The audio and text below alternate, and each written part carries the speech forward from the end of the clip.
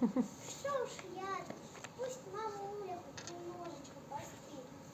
И сейчас я сна не знаю, папин трактор.